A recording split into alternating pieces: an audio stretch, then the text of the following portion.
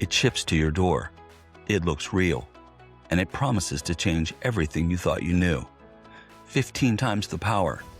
Revolutionary performance. A breakthrough no engineer apparently noticed for the last 100 years. But when you slow it down, when you check the claims, it's not innovation. It's marketing dressed up as science. This is Checking the Claims, and the truth is about to slam into the boards. Welcome to Fraud on the Front Porch, and the truth about fraud starts now. Hi, folks, and thanks again for joining, listening, or watching. With me once again in studio is my fellow fraud furrier, Sean. Welcome back, Sean. You ready to take on the world of hyperbole? I guess we could just say lies, but some of them are pretty difficult to prove. So we're just going to have to go along with what we can. We've got the shopping scams or product scams. Some of them are pretty complex, and there's so many angles in which people come at us from. So let's go ahead and get started. Sean, it's great to see you. Great to see you too, Tony. Yeah, we're going to dive into how people can get duped by shopping scams online. And we're going to dive into those unfulfilled promises. We are going to talk about those guarantees that don't really exist and how they advertise and create messages to hit on those emotional triggers and that urgency. Gotcha. Why don't you start out by scaring us with a few pretty scary statistics? Yep, I'm happy to. And let's set the stage here. The prevalence of fraudulent advertising is really alarming. It's huge.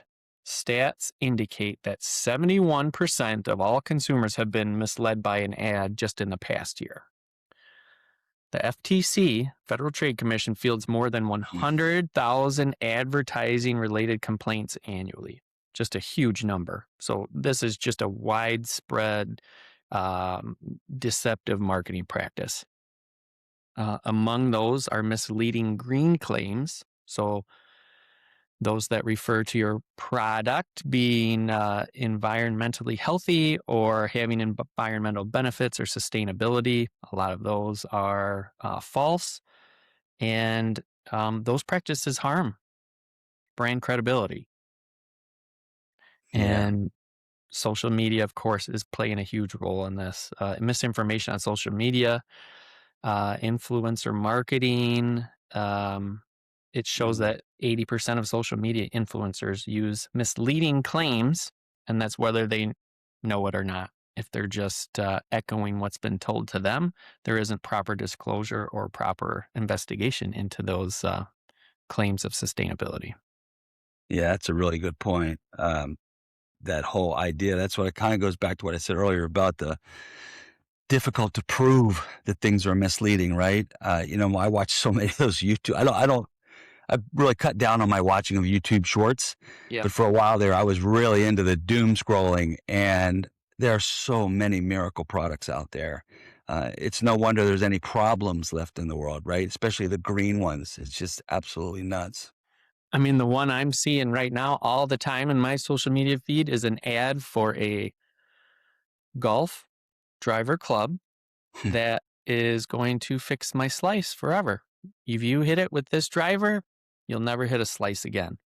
As much as I want that to be real, Tony, I cannot even imagine that is a true claim because I am probably the worst golfer you've ever met. I think I'm worse. Yeah. Couple more stats there about this way that these ads try to fleece honest folks here. So consumers report about $12.5 billion lost to fraud in the past years, and online shopping scams are the most reported out of all of that. Adults 60 plus years of age reported over $2.4 billion in losses. So that's a higher median loss than younger buyers. So the older you are, the bigger the scam is, unfortunately. The FBI reports total losses are over $3.4 billion by those over the age of 60 and just in 2023 alone. So that $3.4 billion in just 1 year, the FBI reported. And then they say the fraud complaints are up 14%. Investment scams, are the most costly kind of elder fraud. Those victims lost more than $1.2 billion in 2023, and tech support scams are the most widely reported kind of fraud in 2023. And that is nearly 18,000 victims aged 60 and over have reported those scams. So Wow. just some horrible glowing numbers for you there, Tony. Yeah, I mean, it's funny the different way you segment everything out. It makes sense if I think about, well, yeah, I can understand why tech scams get highly reported, but maybe don't have the highest money number behind them. And I get where investments can be the highest Yeah. money number because that's where the big wins are, right? Big wins, big losses, high risk. So you're either going real high or you're going real low. Yep. And if you're an investment scam, of course, you're in it because you're not in an investment scam to make a little bit of money. You're in an investment scam to make a lot of money because that's usually where the promise is that Yep. sucks you in the first place, i.e. playing off the desire to substantially increase what your net worth is. And I think where we get a lot of those investment issues is where we get so sucked in with that whole can't miss offer that we forget to pause. And I want to say a little bit more about the pausing. Right? You and I have been talking about pausing for a long time. And Yep. what does the pause really mean, right? Like we always say, pause, question, ask for help. And I want to talk a little bit more about the why behind that statement. It's not just something pithy that we say. It's a great statement, but it's not something pithy statement we've made as a catchphrase, more so than there's some science behind it.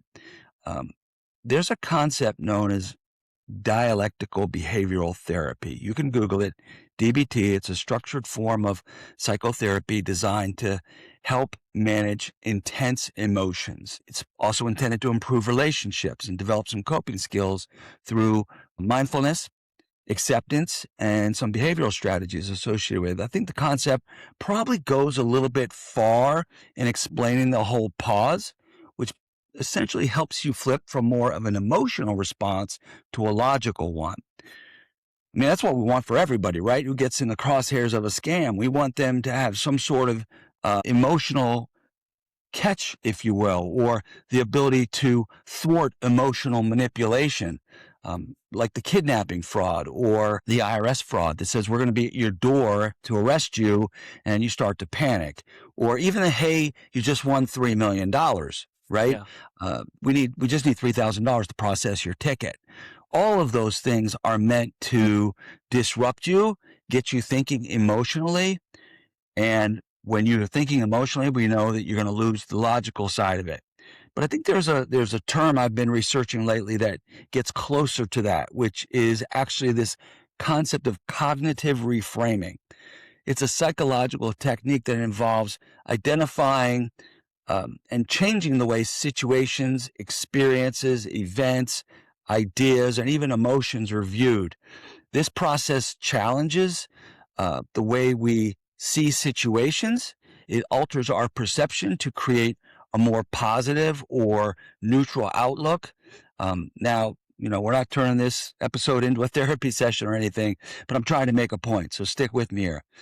The pause is not a gimmick. In fact, there's 3 areas of the brain that actually respond to our abilities once we engage that pause. It helps us fight fraud and respond under the pressure of the stress that we feel ourselves under during fraudulent circumstances. There's an article I read by this author. Her name is Dr. Kate Truitt, and she's a clinical psychologist, best-selling author, yada, yada, yada. She's super popular in her space. Me, I'd never heard of her before. But basically, this article she wrote explains what happens during that pause, which is really cool. She explains that the stress triggers basically manipulate 3 regions of the brain. And if you're into neuroscience and things like that, you can probably turn off for 15 seconds. You probably already get it. But essentially the 3 brain regions are the amygdala, the hippocampus, and the prefrontal cortex. So the amygdala is the alarm system that reacts first, right? That tells you something's wrong, something's out there you got to respond to it. The hippocampus, it organizes the memories but blurs past and present and under stress, right? So it doesn't allow you to think straight, essentially. And then you've got the prefrontal cortex. Well, that's the rational center of the brain that goes offline when the amygdala hijacks your system, your brain, your cranial system. Chronic stress rewires these pathways towards survival mode. So think about it. If you react without pausing, you go into survival mode. And in survival mode, resilience is possible, but really tough. So the key, pausing, just one slow breath of pausing, re-engages the prefrontal cortex. That's the key. And the reason I bring this up is because as we go through these products today and talk about all these incredible things that we can bring into our lives, we get all emotionally hyped up about the end state and how great everything's going to be. We have to pause.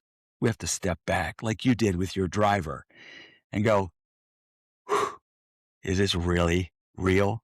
Right? Is this really what's going to happen? So kind of wrapping that up, no matter how wonderful the opportunity is, whether it's the greatest product or greatest service in the world, or how dire the threat is even, right? With the worst possible scenario for being in jail for tax evasion or even worse. If you pause, you will begin to see the situation differently. That's science. That's not hype. Okay. That's our PBS moment for the day. That's great. It's been building up in me for a couple of weeks, and I just wanted to make sure I got it out there and on camera because I think it's really something important for people to understand. I love that journey onto kind of the neuroscience of it as well, because, that's how you get into that mess. And it's good to be aware of how your brain's operating in different situations. I think it's also important to know, because sometimes we'll hear a story on this podcast and we go, or maybe you just hear a story in just casual everyday life, talking to your friends and family, and say, how in the world could somebody fall for that? Like, how did they not see all these warning signs? And you've just highlighted how that actually happens is when that prefrontal cortex is not engaged at all. You don't have the same type of problem solving and deduction skills that you have in your daily life. So when you hear about these things after the fact, you think it could never happen to me, when in fact, if the wrong part of your brain's engaged a little too heavily, you could easily fall for some of these scams. So very important to hear the science behind that, Tony. I thought it was fascinating. Yeah, thanks. I appreciate it. I feel the exact same way. I'm a cynic by nature, right? So I'm a little skeptical, but it seems like some of the things we do to get ourselves out of a fraudulent situation, they're innate, right? Or they're just instinct or intuition. And we don't realize that why, right? We just think, oh, we're just lucky. We got out of it. Or I just got raised differently than that person did. So I know it. But no, there's a real science. And the cool thing that I found with the science is these things are teachable. In other words, we can train, people can train themselves to become more hyper aware rather than some people are, some people aren't. So to your point, your example, we can just get there, right? We can get people there. It isn't going to be a situation where, oh, those kind of people are always going to be scammed, right? There's an opportunity for all of us to improve. You and I, through all of this, have become more hyper aware. Yeah. All right. So let's talk a little bit more about the topic of the day, the product scams. I want to clear something up though, because this is a misconception, and I know we all start to conflate these ideas at times, but this is where a lot of folks get tripped up. There's a huge difference between a product that's low quality and a product that's deliberately deceptive. Yeah, that's a great distinction to make, because a low quality product is disappointing, but that's not necessarily a scam. I mean, if you and I are out shopping at the dollar store and we're looking in the bargain bin at the front of the store of all the stuff they're just trying to unload, we have the impression that it's probably cheaply made. It may not last long. It may not work very well. That's why they're trying to get rid of it for pennies on the dollar. Those are not scams. They're just maybe cheaply made products sold for a much cheaper price. Yeah. Yeah. I mean, the key point really being that is the product described accurately, Yeah. right? If the box says basic washer and you get a basic washer, that kind of struggles. It's frustrating, but it's not fraud. Uh, the company didn't lie about the product that you ordered. The product's doing what it's supposed to do. You may regret buying it, but you weren't intentionally misled. Yeah. Maybe you wanted it to be more than it was, but it wasn't. Now compare that to something that's deliberately marketed to deceive, right? Those products, they do exist physically, and it makes them very dangerous that they're out there. But the deception, by and large, is in the marketing. It's not in the manufacturing.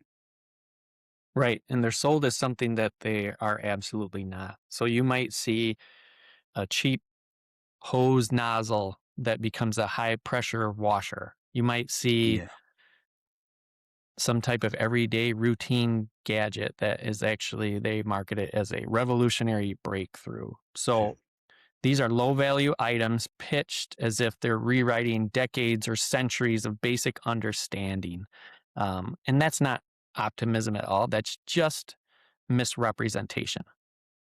So to get to this point, these products rely on a playbook. First are those exaggerated claims. They don't pass basic logic. The second level are fake and unverified reviews designed to manufacture trust in the product. After that is some topics we always talk about: urgency tactics. There's going to be countdown timers. There's going to be limited stock, only 3 remaining, massive discounts to kind of shut down your rational thought that makes you want to jump all over this deal before it's gone. And then sometimes they even have a website that backs it, which may be fake. Maybe they have multiple official websites, but there's no real company behind this product. They're just selling something cheap with exaggerated claims. Yeah. Sounds like we probably need to pause when we get into these Yes, circumstances, sir. right?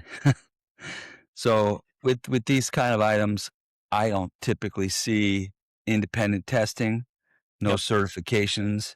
Maybe they claim them, but they can't prove them, right? There's no proof that the products can do what they say they can do. Um, the goal isn't performance. The goal is the belief, right? The goal of the marketing is to get you to think that this is worth a buy now circumstance, whether Yeah. it's a click or a phone call or any other way you might engage with the organization. Yeah. And to quickly summarize, I mean, the simplest way to remember the difference is a bad product is just a bad product, and it's probably going to disappoint you. A deceptive product is misleading you on purpose, and that's what we want to talk about today. Yeah, let's go a little bit deeper into the drop shipping playbook that the scammers use. Sean, let's talk a little bit more about how these scammers operate with this particular kind of fraud. Yeah, and let's pull back the curtain on some of these so-called miracle products, and these are the ones that are ending up in front of seniors, and why so many of them are nothing but smoke and mirrors. I think it's also important here at the start to talk about what drop shipping is, Tony. And it's actually the process of moving a product from a supplier to a consumer without ever touching the item. So, not to get too much into the economic structure, but if I have a sales platform, you buy a product from me, I'm a drop shipper. That means I go out and buy it from a supplier and have them ship it right to you. So I never touch the product. That's actually a completely legitimate way of operating a business. Lots of people have operating models like that. But when we're referring to drop shipping in today's episode, we're fighting back on those fraudsters who are taking that operating model across the line into a legal territory with the false claims. So this world of drop shipping is built on distance between the seller and the product, distance between the seller and the customer, and then, of course, distance between truth and false marketing. In most of these operations, like I mentioned, the seller never really touches the inventory. They don't test it. They don't inspect it. They certainly don't stand behind it. They're just middlemen, sometimes with a flashy website and a good story. They never handle the product. There's zero accountability for these fraudsters. If something is broken or arrives damaged or never shows up at all, there's no warehouse for you to call. There's no customer service team for you to talk to. There's just an email address that honestly stops responding the moment you complain because they've got your money. Another level, which can make it even trickier to identify it, is these sellers are rebranding the exact same item across dozens of official websites. So you might see these on Amazon, eBay, any kind of online platform. So one day you might have the Ultra Clean Pro 3000, and then the next day it's the Hydro Blast Elite, and by the end of the week it's a Power Jet Max. It's all the same product. It's the same photos, same too good to be true promises, just a new name slapped on top so they can outrun those bad reviews once they start pouring in. Like I said, I run into that. Maybe the ad for my Miracle Golf Club is true. I don't know, but I'm at the point in my life where I look at that and I say, it's too good to be true. I'm not even going to investigate this. Maybe there is some miraculous scientific way for them to fix my golf swing, but I doubt it. And I'm not going to pay $400+ or whatever they want to find out. So again, that may just be the same old golf club that they're trying to unload from a warehouse with some fancy new name and some fancy new claims right on top of it.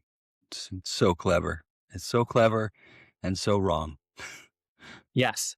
Yeah. Very wrong. And there's red flags that you should run down. Like I said, I haven't believed the claims right at the start, so I haven't done it. But if I were to be very curious about this club, here's what I would do. I'd go look up and see if the company actually has a history, if there's a company history anywhere. Odds are this company for these products in general didn't even exist last month. I would see if there's a customer service trail, see if they even have a customer service phone number on a website somewhere.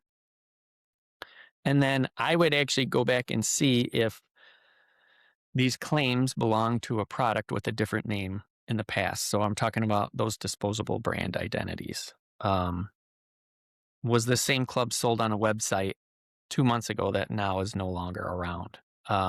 It's just like the carnival coming to town. They put up their tents, they sell you whatever, and they're gone. They're gone next weekend. So that's the kind of investigation I would advise everybody to do if you are seriously interested in a product with these types of claims. Hope that makes sense. Let me give you an example of one out there in the wild. We're talking about those hose nozzles again, the hose nozzle that became a high pressure washer. So in this actual real story, there was a simple, like low cost garden hose nozzle, something you would buy, Tony, at the store, at like a big box store for $5-10 just to put on the end of your hose so you can water your flowers. Nothing special, but in this drop shipping world, it got a full Hollywood makeover.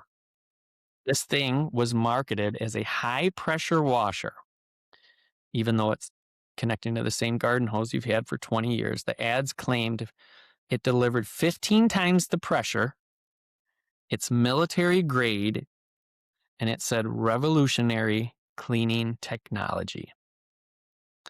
On this website for these ads, they used dramatic slow motion videos. They, of course, had many fake testimonials, and they had language that sounded scientific but violated basic physics, because the truth is your garden hose is going to deliver the pressure that your home's water system provides. I mean, no nozzle, no matter how shiny, can increase that 15 times. That's insanity. It's physically impossible. But when you have that slick marketing and those slow motion videos, people actually believe that. And really, that's the drop shipping playbook in action right there. They took a cheap product they knew they could buy for a few bucks from a legitimate store. They wrap it in big promises, hide behind a new brand name that they can get rid of at any time, hope the customer doesn't discover the truth until it's too late, and sell as many as they can, and then close up shop and move on to the next thing.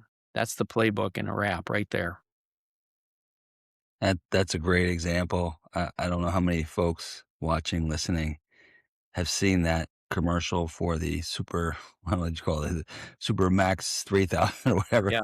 But that's probably like every ad after 11 p.m. on TV. It's Yeah. it's nuts, when you Yeah. think about it. But it's clever. I mean, you talked earlier about the economics of what they go into. I mean, they spend a lot of money to project the image or rebrand or reproject the image for us to see that. And then it's a numbers game.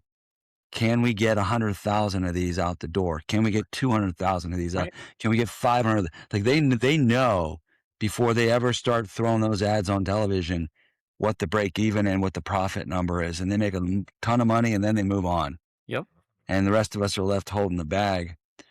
Sean, if I can summarize these red flags, basically disguised as marketing tactics, right? This is what I just heard. Number one, exaggerated claims. They rewrite the rules, things like multiplies power. Number two, we've got fake reviews, stock photos, repeated phrasing. Number three, we've got urgency, right? The urgency pressure. Every scam's got urgency behind it because people don't want the pause. You pause, the prefrontal cortex engages, scam goes away. Yep. You've got the fragmented identity. Like you said, that's very clever. Multiple official websites. It's one name on one website. It's another name on another website.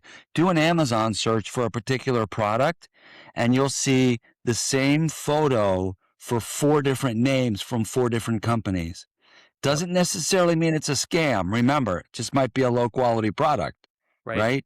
But they use the same kind of tactics as well. And then, of course, the no proof, right? No certifications, no independent testing, no safety data. Yeah, you got that 100% correct. And if you ever even think about buying one of these items, I mean, go to your web browser, do a Google search and enter the product name plus scam and see what comes back. I mean, the majority of the time, you're going to see something that will make you pause, and you'll probably walk away from the new amazing offer because there's no legs behind it. Yeah, that's exactly what I did on a bike light. I was super excited about this bike light that I wanted to buy. And I'm online, I'm going, oh, it's got all these claims and stuff. And then I typed the bike light in and typed the word scam. Good. Boom. Good for I you. didn't buy the bike light. I was like, that's going to end up being a big waste of my money and time. Yeah. All right, let's get into story time. This story is about a product that promised the world and delivered nothing but frustration, wasted money, and a whole lot of regret. The miracle mop that never cleaned a thing. It started with a wave of ads that hit social media like a storm. A revolutionary cleaning device called the Turbo Clean 360 Miracle Mop. A mop that supposedly used centrifugal force, nanofiber technology, and industrial-grade suction to clean floors 10 times better than anything on the market. The videos were slick, the testimonials were glowing, and the claims? Well, they were so exaggerated they practically needed a helmet and shoulder pads. But for seniors like Helen, age 79, and Mr. and Mrs. Carter, both in their early 80s, the ads felt believable. They weren't looking for miracles, they were looking for help. A mop that could make cleaning easier sounded like a blessing, so they ordered it. And so did thousands of others. The price? $59.99 plus shipping. Not outrageous, just high enough to feel premium, but low enough to feel safe. But when the boxes arrived, the truth hit harder than a body check on the boards. The Turbo Clean 360 was nothing more than a cheap plastic mop. The same $8 model sold in discount stores, drop shipped from overseas, with a new sticker slapped on the handle. No suction, no nanofibers, no centrifugal, anything. Just a flimsy mop that broke within days. Helen tried to contact customer service. The email bounced. The phone number led to a voicemail box that was always full. The website she ordered from? Gone, replaced with a blank page and an error message. The Carters had the same experience. No refunds, no returns, no accountability, and they weren't alone. A consumer protection group later estimated that the scammers behind the TurboClean 360 sold over 120,000 units before disappearing, raking in nearly $7 million in profit. Meanwhile, seniors across the country lost not just money, but trust. Trust in online shopping, trust in product claims, trust in their own judgment. Helen told her daughter, "I feel foolish. I should have known better." But the truth is, she shouldn't have, because the scam wasn't her mistake. It was their design. These scammers didn't just exaggerate performance. They manufactured a fantasy, wrapped it in professional marketing, and aimed it straight at people who simply wanted to make life a little easier. And once the money was gone, there was no recourse, no company, no warranty, no accountability, just a broken mop and a broken promise. Sean, buddy, what did we learn from this messy story? We learned 5 lessons here. Number 1, if a product claims miracle performance, assume it's exaggerated until it's proven otherwise. The second one is drop ship items often have no customer service, no warranty, no way to return it. Number 3, professional looking ads don't guarantee a professional product by any means. Number 4, always search for independent reviews, not just the ones on the seller's website. That's part of what we talked about when you Googled your bike light. Let's see what other people in the world are saying about it. And the 5th lesson is if the company disappears after the purchase, it was never a real company to begin with. One part of that story too, Tony, that I didn't think about until you were just reading that off is that the way they set that price. If they had set that price to $10 and only tried to make $2 a profit off of this mop, it probably wouldn't have sold because $10 doesn't sound like a premium mop. $10 still sounds like an everyday mop. Once they went up to about $60 there, then you start getting people's attention because you're saying to the world, this is a premium product. This is a very expensive mop because it does very neat things. And you find that right pricing window, and that's another strategy of how these people can bite, how to get people to bite on that. Yeah, a mop at Home Depot is $14. Yeah. Right? Maybe they get the high-end one for $24. When you start getting into the 50, again, like the story shares, it says premium, but it doesn't say prohibitive with regard to cost. In other words, I'll spend $60 to make my life 10 times better. Sure. Yeah. Right? Of course you would. And they know they're not sticking around for the claim. And the fact that they made that, the thing that really stung me was $7 million in profit. Yeah. It isn't that they got the $7 million in profit. It tells you the budget that they were able to, you could probably go back and do the math, right? $59 per mop for 120,000 units, multiply it, and that's your budget, right?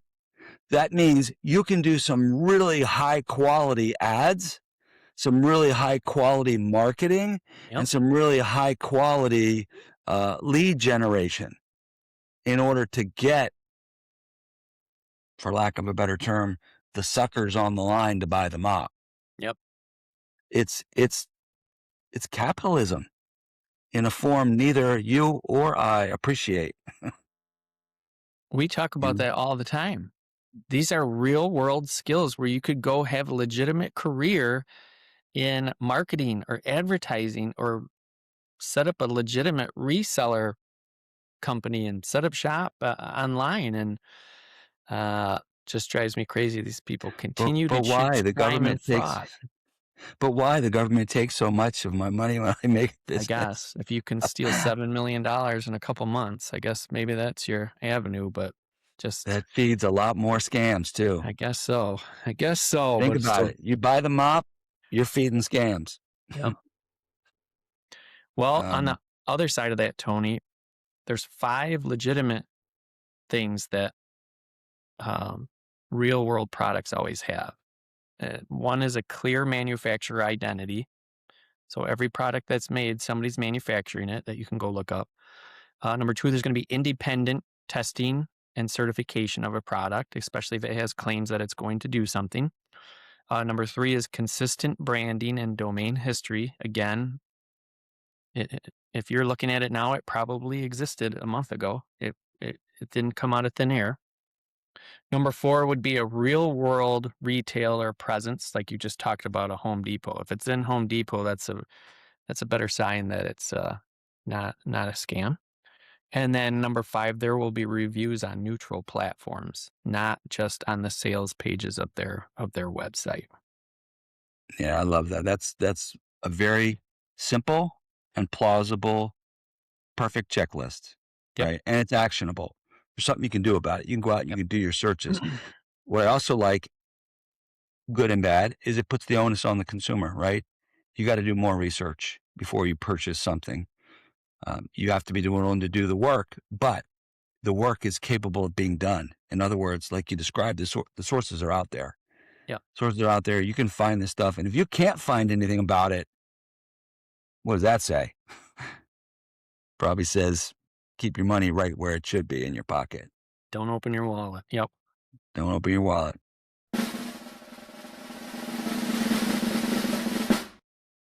Quiz time. It's quiz time. All right. Here I am being a complete hypocrite. Last time I said we're going to start extending the quiz and making it longer. Well, in a way, we're making this a super quiz today. But as far as the actual quiz questions go, there's only going to be 5 because we're going to have a couple of segments of some rapid fire that we'll go through in just a minute. I'll explain.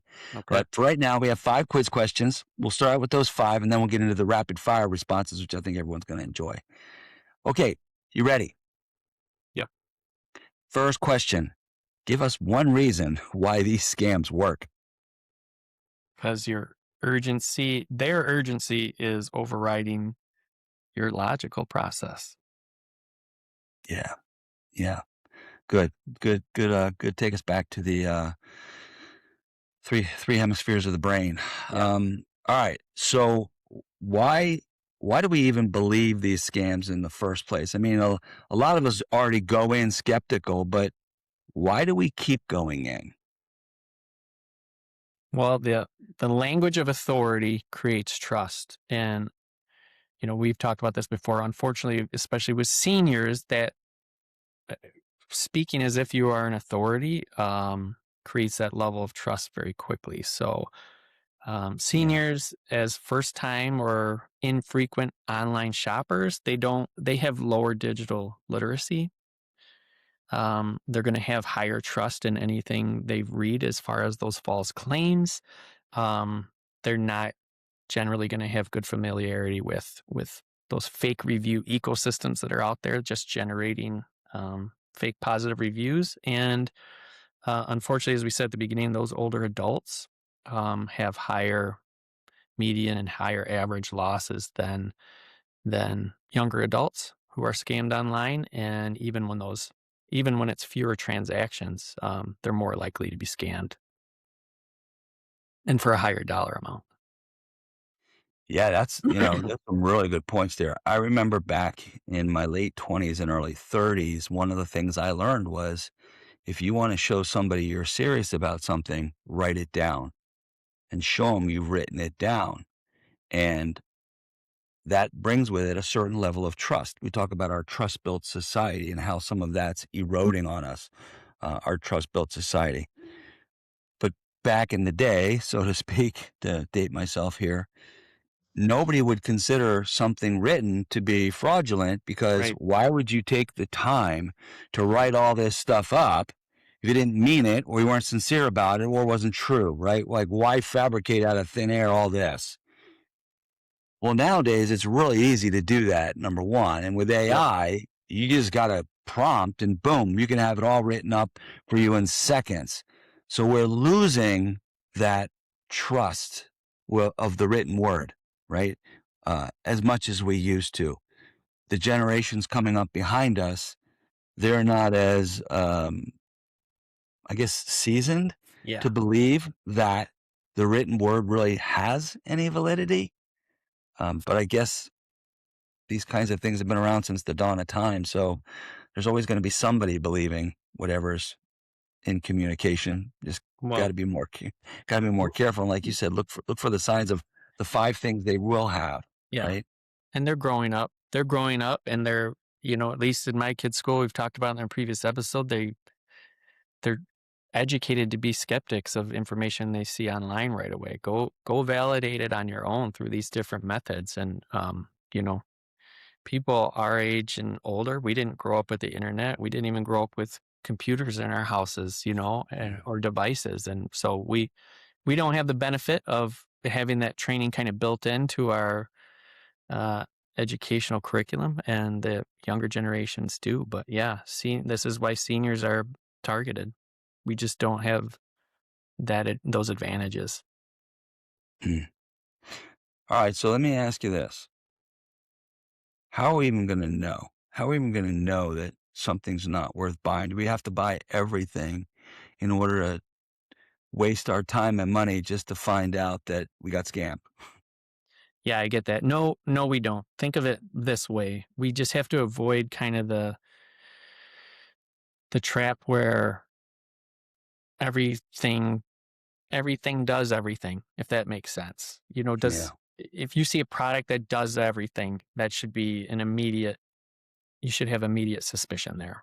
Um, Scammers know that they can exploit our desire for simplicity. So you see something, my golf club, for example, I would love to not slice my drive. Um, I don't think this golf club's going to do that for me, so I'm a skeptic. But I tell you what, if I had a lot of disposable income and a lot of free time to go golfing, you might get me there because I want to hit the golf ball straight. So yeah, the worst part about all this is these products claim to overturn something that has decades of established knowledge, and you're left wondering whether the better mousetrap has actually arrived, or is it too good to be true? Are we going to have to learn a lesson one more time? I think that's where they play in your 3 sections of the brain you talked about at the beginning of the episode, comes into play there. yeah. It's funny when you were saying that. I was thinking maybe it's both. Maybe someone is building a better mousetrap, but they're also Yeah, scamming us at the same time. That's that's that's possible. Um, all right. So when we talk about scams, most people picture the shady phone calls, the fake websites, but that deception doesn't always come wrapped in shiny packaging, sitting right there on the store shelf. yeah. It happens And with the big brands too. the big names, the household names, there's plenty in history that legitimate products had false claims and regulators have to step in. That's the Yeah, reason why there's laws in the United States that say you cannot intentionally mislead a consumer to buy your product. And oftentimes regulators have to step in and make yeah, corrections. yeah. That's a good segue into our next discussion. I did a little bit of research. I think I shared some of these with you. These products that made these outrageous product claims, right? Some Yeah. are products we probably never heard of before. Others are products that maybe we got caught up in as well. I want to talk about some of those. I want to read some of these claims out, and then I want you to share with our audience what you learned about the actual, let's call it the sentence, so to speak, Yeah. when they were caught with these fraudulent claims. First one was Volkswagen and clean diesel. They sold clean diesel cars that were anything but clean. Yeah. They literally programmed the cars to cheat emissions tests, to pass these emissions tests that they're regulated by. So that was a global Mm. scandal, billions in fines, and again, proof that even the biggest brands can can mislead you. Speaking of big brands, Red Bull, right? Red Bull promised wings, right? Red Bull gives you wings, not metaphorical wings, performance boosts. Yeah. Turns out the only thing flying away was the truth. So they paid millions to settle that. And until we talked about this, Tony, I didn't realize they don't even say that anymore in their commercials because it was such a No. catchy slogan. I just assumed it was still going. Yeah. Sometimes it takes a while to catch up to these claims, Yeah. but once they're shut down, they're shut down. How about Kellogg's? Kellogg's claimed their cereal improved children's focus. Right. Which was completely false. And the government stepped in and Kellogg's had to pull those ads and pay up. Mm. Okay, this one hits pretty hard. Nobody wants to hear this. Baby powder, right? Johnson Right. and Johnson, talc powder safety. They claimed their baby powder created safer kids. Yeah. And then they forgot to mention the asbestos risk. So once that was discovered, there was a lot of lawsuits, and that version of their talc powder was just discontinued. But Oh my we're gosh. covering a lot up there. And now you got L'Oreal. They boost genes. They said that they have a face cream that activates your genes. How'd Yeah. they even know that? How, Like, I mean, that sounds like science fiction, right? Something you'd read in a story because it was. I mean, as soon as the regulators banned that claim altogether. okay, here's a good one. I tried to look these guys up on the line, on the web, and I couldn't even find them on the line. I said online. I tried to look them up. Couldn't even find them. These things were called toning shoes. They burn fat while you walk. Do you ever remember seeing these shoes out there? I mean, there's been so many iterations of that. I do remember Joe Montana walking around in a pair of them on some TV commercials. Not trying to throw Joe Montana under the bus, but that's the ones I remember. Oh my gosh. Skechers had a version of something like That's the this, ones didn't I they? remember. The All right, I Skechers didn't want to ones. throw Yeah. them under the bus, but I think it might have been Skechers. I don't know. Yeah, I I love went my to, Skechers shoes. If they want to sponsor our podcast, come on over. Skechers, we I, love your shoes. I was at work one day and this woman walked in. It looked like she was wearing canoes. And they were like these big rubber canoes. And Yeah, they were that like this. And she started walking around and I looked at her. I said, "What are those?" She goes, "Oh, they're supposed to help me with my so-and-so." And I had no idea. yeah. Whatever. I mean, people deal with all sorts of things medically, right? Yep. I just looked at her, I said, "Man, I hope they work out." And I turned around, I went back to my desk, and I was like, "Those are the ugliest things I've ever Yeah. seen in my life." Spoiler alert, they've never worked out. They've never toned Oh, anything but your wallet. And any company that's done that and the regulators have stepped in, there's always been lawsuits. oh my There's no, gosh. those claims have never been true. Here's a In good any one I point. found. Actually, I knew about this one from about 20 years ago. Airborne. Yep. Airborne prevents colds. Airborne marketed itself as a cold prevention miracle.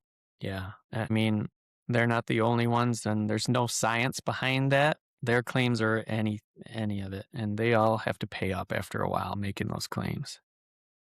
I don't know if you remember, but there was a set of videos that a woman put out. She was from Atlanta. She put them out around 2000, the year 2000. They were supposed to be like educational videos for like 6-month to 2-year-olds.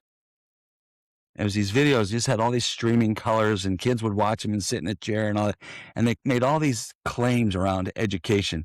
The woman was brought to one of the State of the Union addresses of Really? President Bush, heralded as this amazing entrepreneur, did all this stuff, sold the company to Disney. I think they sold it for about $20 million. And then Disney ended up getting sued later because Man. the videos had no educational value. Now I have no idea if the woman got off scot-free and went on. She went on to something else. Who But knows? she was like this child advocate for a while, probably still is, who knows. But it was like, I'm sure at the time she thought she was doing a good thing by creating all these videos she and her husband created to keep kids. It was basically video babysitting.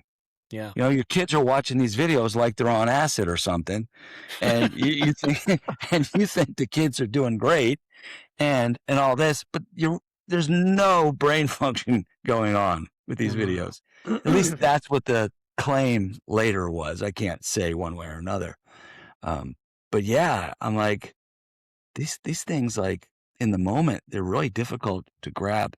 All right, Yeah. let's do a couple more of these, and then we'll get into some more outrageous ones. All right, influencers and personalized plans. You talked about the influencers earlier, and I mentioned on the YouTube Shorts and all the products they hawk. Influencers sold custom fitness plans. Yeah. And most of them out there, it's a cut and paste template. They're just repeating what somebody else has told them. They're not doing their own verification. They aren't doing independent research. They're just a new face for the same old product. In the case we looked at earlier from this list, Tony, one influencer paid a massive settlement. So you can, if you have an online platform and you are an influencer, you can be held liable for repeating these false claims. So that is something to know.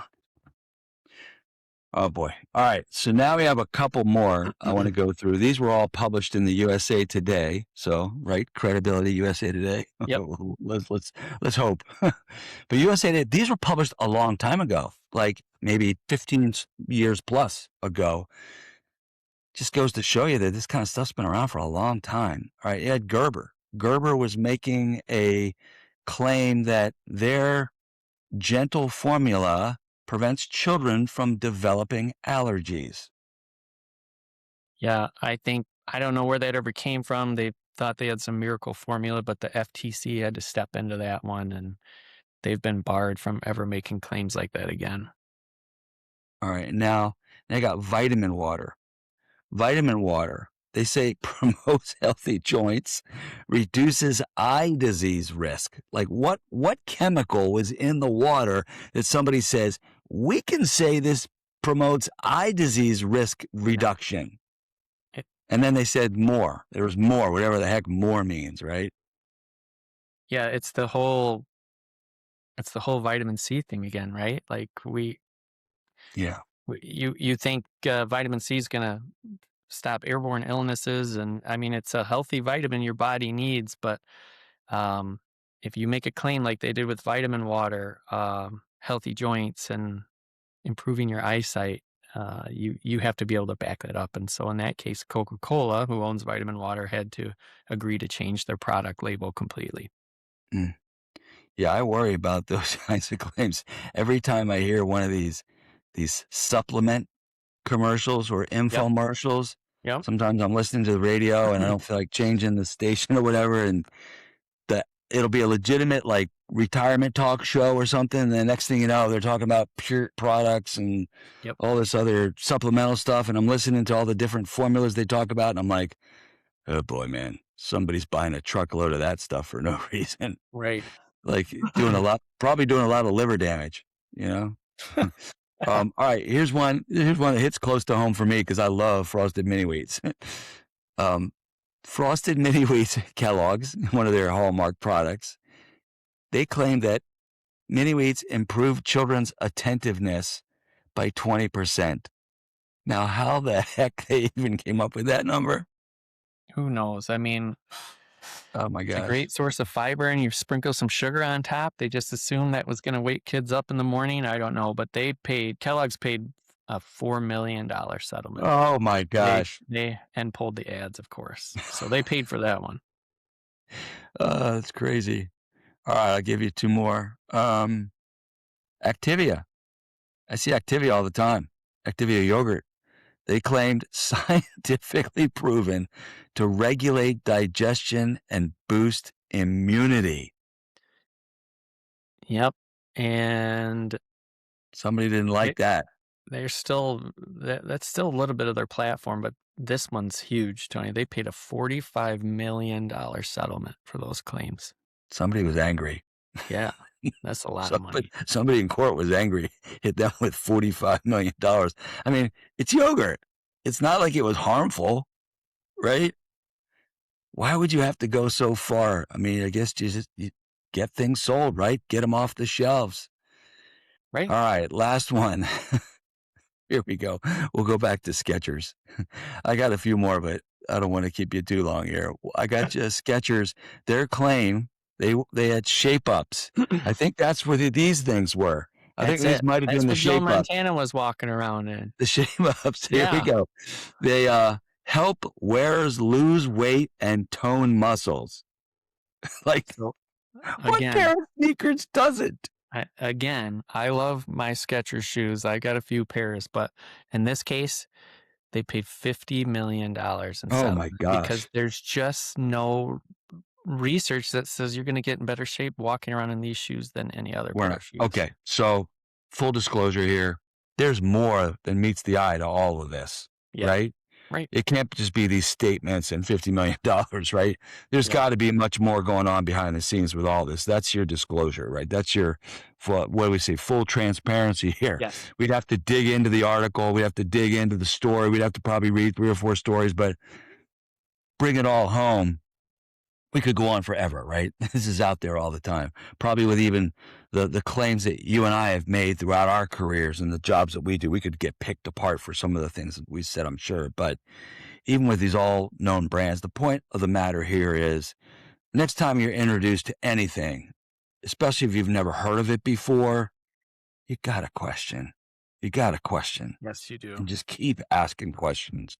Like, why? Why are you saying that? Why are you making that claim? How do you know that's true? How do you know that's the outcome? I mean, just why all the way. And I think you'll get to a point where you feel pretty comfortable about whether you really want to make the purchase or not. Right. Yeah. All right. So before we hit the home stretch here, big 5 lessons for wrapping up this topic, Sean. I know you've got a couple that you wanted to share today. You want to rip through those? Yeah. Let's wrap this up. Let's talk about my my golf club, the driver again. I think that's a great example of something that may or may not be legitimate. And so the big lesson from today I would love everyone to take is that not everything that looks revolutionary online is real. Not every miracle product is worth your money. We just went through a whole bunch of examples. Then we went through a whole bunch of examples of real well-known brands that got sued for misleading advertising. So just know that this is a market that is growing, and scammers and fraudsters will use these techniques to get at your wallet. So quick 5 lessons. First, remember a beautiful picture doesn't guarantee a real product. So yeah, the ads I see on social media right now for this driver show people hitting it straight. And the person says, I've had a slice my whole life and now it goes straight as an arrow because this club can't miss. So does that guarantee that's a real product? Probably not. Second, be cautious of those products that are revolutionary or will change your life or they've been proven. Because with those claims on top of a product, you're probably going to pay about 3 or 4 times the price. Number 3, watch out for fake suppliers.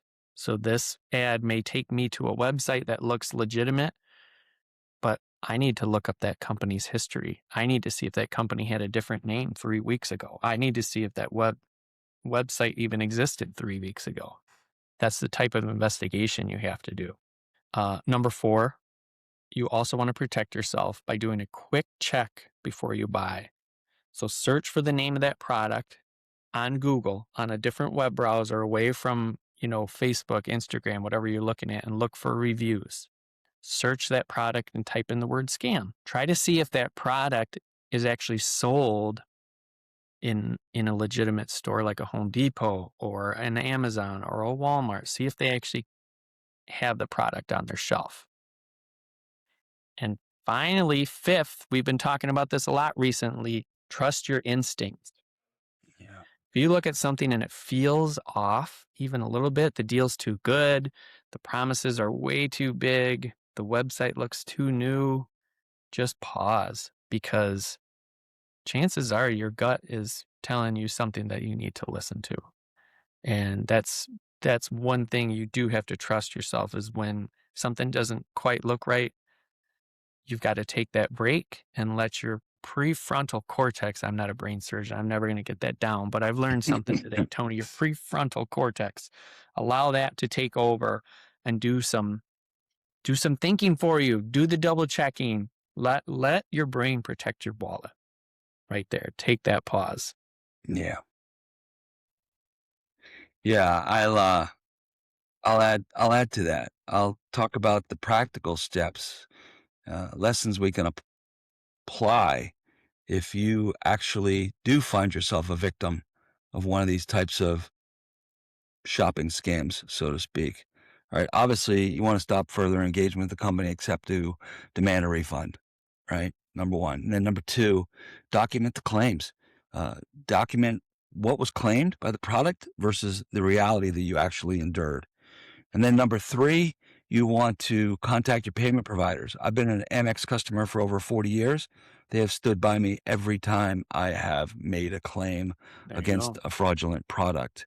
So if you have a good relationship with your payment providers, definitely trust them. Number four, report to the FTC. That's Federal Trade Commission, any relevant customer or any relevant consumer agency. You could do a simple Google search to find the particular organization you should be reaching out to. And then five, which is probably most important, warn your friends and family. We talk about this all the time. Every chance you get to share what we're doing now, sharing the information, that's going to help your entire circle of trust and your circle of friends avoid being scammed as well. Love that.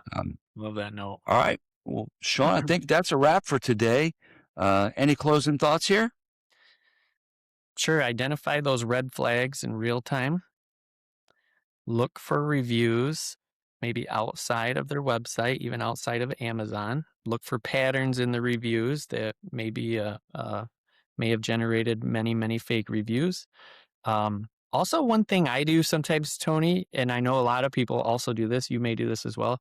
Sometimes when I look at a product's reviews, I'll go right to the bad reviews first. I'll sort by the 1-star reviews instead of the 5-star, and just look and see if there are not a lot of 1-star reviews.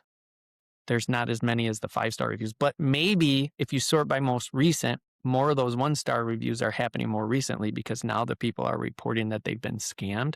That's a good way to look at it. So sometimes it does help to look at those nastier reviews first and see when those are coming in.